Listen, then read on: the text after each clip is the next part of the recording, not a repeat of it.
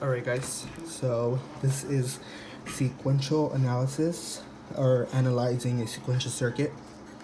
And so in this case, we are given a circuit and our main goal is to find its state table and its state diagram based on this. And we'll talk about how this is a milli and more. So first things first is when you're giving a sequential circuit is that you want to find you want to be able to find the equations for these, so you can determine the J1 and K1 or the J2 and K2 inputs and see how this works and how the next states and present states interact with each other. So first things first is you will find our J1 or K1 or J2 and our K3. Also, my family like around this area, like in the kitchen and like around me, so if you hear something, just ignore it. So step one is finding the equations for these. So in this case, we have two JK flip-flops. So we'll find our J1, our K1, our J2, and our K2.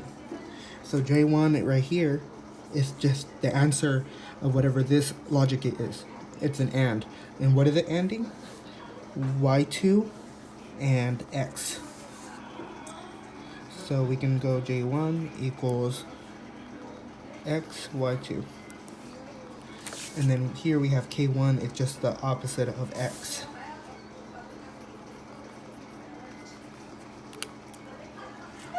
And then we have J2 as what? The opposite of, the regular of just X, whatever that is. And then we have K2 as Y1 naught ORed with X naught, right? And Y1 naught. I'm looking at this. I will post this in the description below just so you can have a cleaner look and try it on your own. Okay, so we already finished step one, right? Our second step is finding out the J1s and K1s, depending on the inputs and stuff. J1, K1. And then we'll find J2, K2. When X equals 0 and 1, 0, 0, 0, 1, 1, 1, 1, 0. X equals 0, 1, 0, 0, 0, 1, 1, 1, 0. The way we do this, if you can't tell already, it's gray code. It's just one bit changing at a time, here, from here, this bit from this bit, and this bit from this bit. The way we do this is because we use K-maps, and that helps us to do mapping of like circuits. If you're giving a product of, or a sum of midterms, maybe you could just go ahead and draw them on K-maps or whatever and minimize them. But in this case, we'll just do them like this. What's it called? And then from here, we'll just plug in the input. So for here, we'll just start off with J1, right? The J is here, and the K is here, J is here, and the K is here. So J1 is X ANDed with Y2 for this one. We already know when X equals 0 on this side, because we have Y1, Y2, 1, 1, Y2. When we are doing this, when this X equals 0, we know that this whole left lane is just going to be zeros.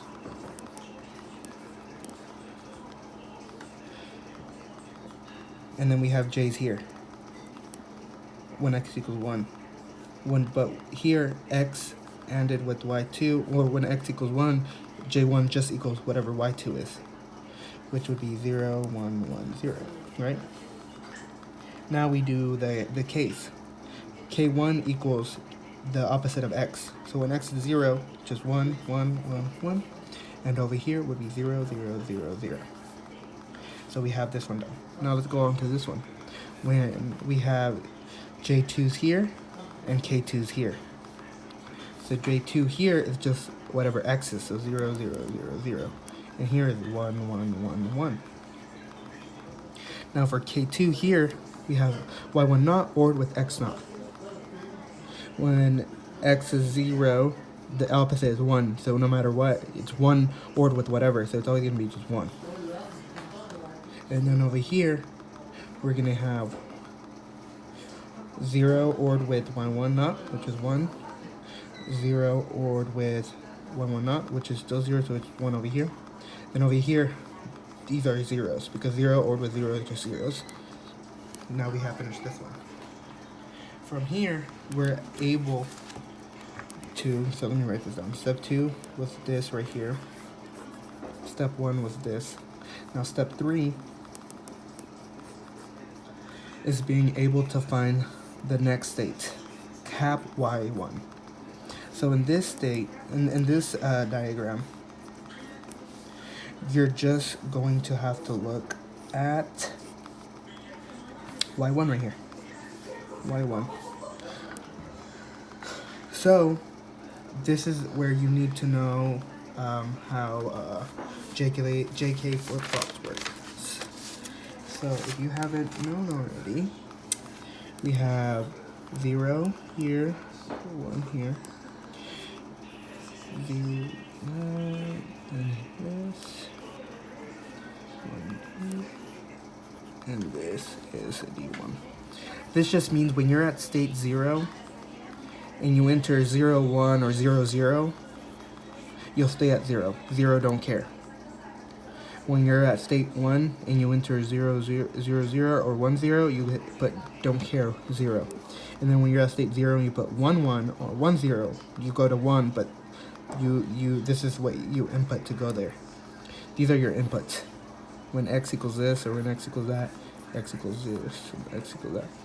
This type of state diagram that I just drew is a Moore machine because it's just inputted on its state values, and we can tell by looking at this, and I'll go more into detail at the end of this problem. Therefore, here when you're at state 0, and you're looking in your references, this is y1. You look at this state table that we just drew. So this is a present state, and this is the next state. So when you're at state 0 and you input in this cell 0, 1, where would you go? So you're at this state and you put 0, 1. You stay at 0. When you're at this state and you enter 0, 1, you're at 0. When you're at state 1 and you enter 0, 1, you still go back to 0. When you're at state 1 and you enter 0, 1 again, you go back to 0. When you're at state 0 and you enter 0, 0, you still stay at 0. When you're at state 0 and you enter 1, 0, 1, 0, you go to state 1, right? 1, 0, doesn't care, 1, 1 or 1, 0, doesn't care, you still go on to this. When you're in state 1 and you're in this cell, and you enter 1, 0, you stay at 1. When you're at state 1 and you enter this input, because these are your inputs, right? These are the inputs that are going, and these are your next states. So in this one, you will get a 1, right? Because you're at state 1 and you enter 0, 0, 0, 0. It doesn't matter what the first one is, whatever the second one, so it just stays at 1. Now from here, you'll do, feel free to pause it, try to do it on your own. X, 0, 1, sorry, don't get confused, it's kind of ugly. 0, 0, 0, 1, 1, 1, 1, 0.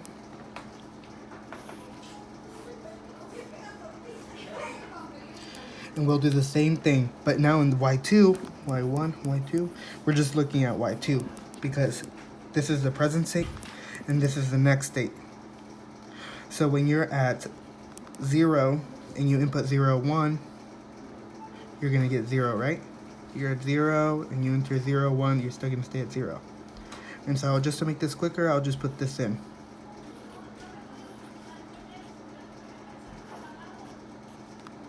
right?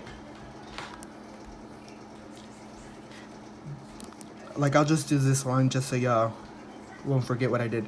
I'm at state 0, present state 0, okay, and I go to, let's say, this cell when x equals 1, right here. So I input 1 0, 1 0, I stay at 1, right? I'm at present state 0, and I put 1 0. Well, when I put 1 0, I can't put 0 1, and this is going to it, so 1 0, it'll take me back to 1. Now that we have this, we're going to combine them. Here, let me cut this off just so you can see this better. So this was step 3. Now step 4 is combining these two together to get your full state. So then you'll get y1, y2, present state, next state when x equals 0, and x equals 1, right? So before we do this, I want to tell you why this is either a merely or a more. So when we go back and we look at this is our z, right? When we find the equation for z, we look and it's like, okay, it is this leg right here, it's the answer of this. So same thing as J1. What is J1? X naught and y2 and y2. Z. No, actually, just regular x, sorry. Not x naught. I keep breaking this. Okay. And so, the things that make mealy and more is this. Mealy and a more. A mealy depends on the input and the state.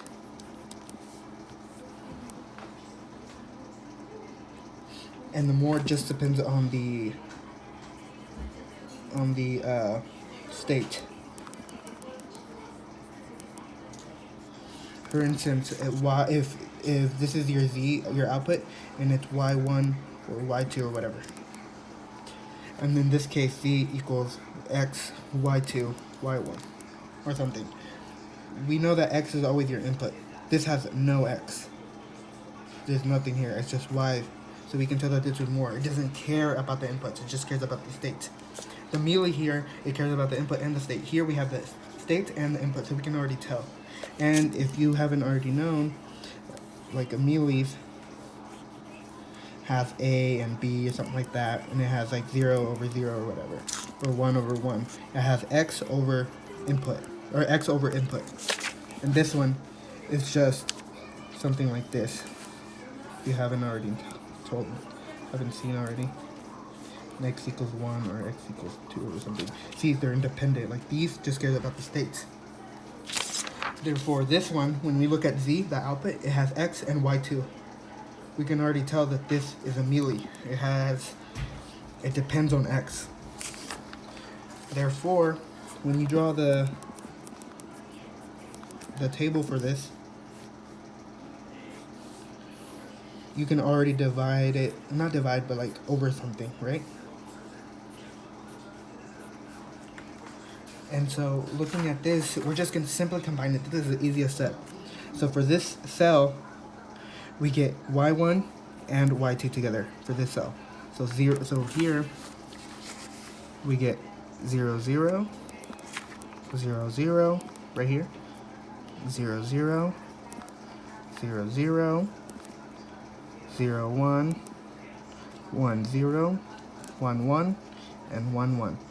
Now to determine the z is simply just z here is simply just, I'm sorry, but this one, z is simply just j1 ANDed with y1.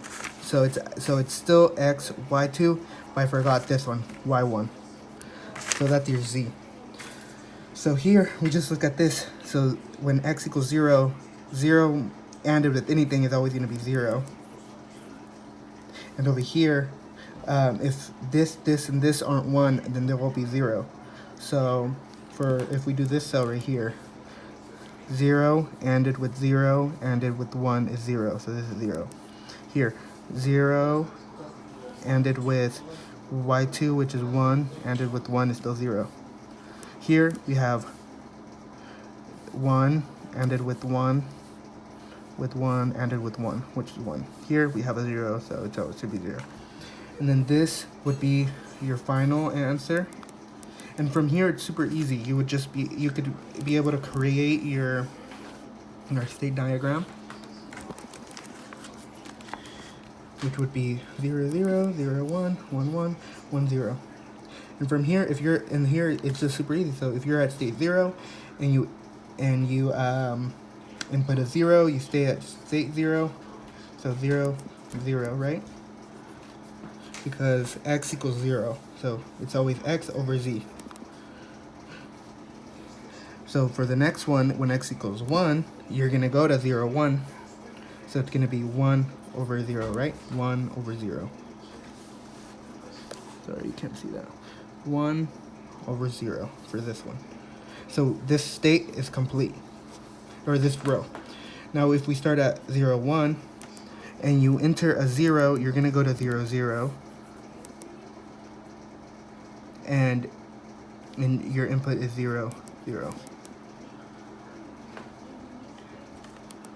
And from this one, if you're at 0, 1 present state and you enter a 1, you're going to go to 1, 0.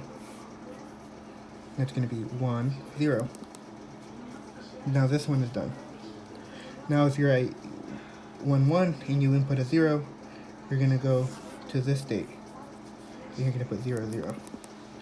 But if you enter a 1, you're going to go to itself, and it's going to be 1, 1. So now this last state is, if you're at this state and you enter a 0, you're going to go to here, and you can put 0, 0. And this one is going to be, when you're here and you enter a 1, you're going to go this way, and that's going to be 1, 0. And this would be your state diagram and your state table. And that is all for this one. Now from here you can see that you can manually derive the timing graph just by looking at this. And yeah, that is all.